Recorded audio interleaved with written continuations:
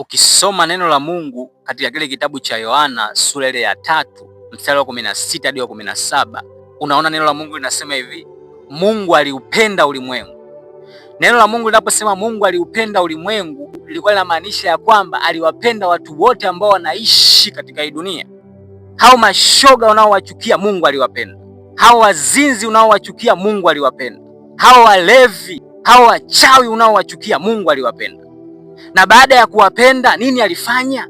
Neno la Mungu linasema hivi, akamtuma mwanae wa pekee. Alimtuma mwanae wa pekee ili iweje? Ili aje awahukumu hawa watu?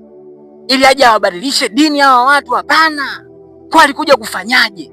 Alikuja kuwaambia hawa watu waendelee kufanya ushoga? Hapana. Bali alikuja ulimwenguni ili aje kuwasaidia hawa watu watoke kwenye utumwa wa dhambi, kwa maana dhambi ni utumwa.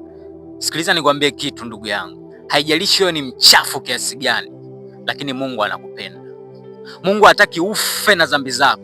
Mungu hataki ufe ukiwa shoga.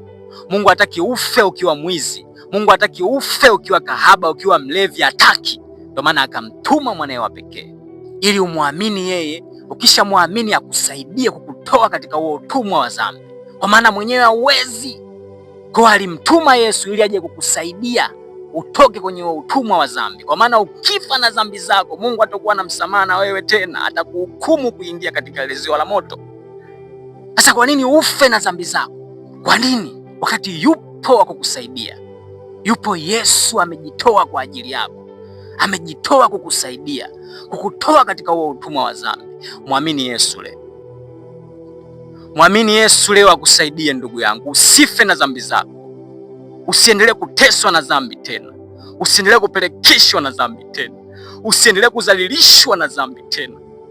Njoo kwa Yesu akusaidie.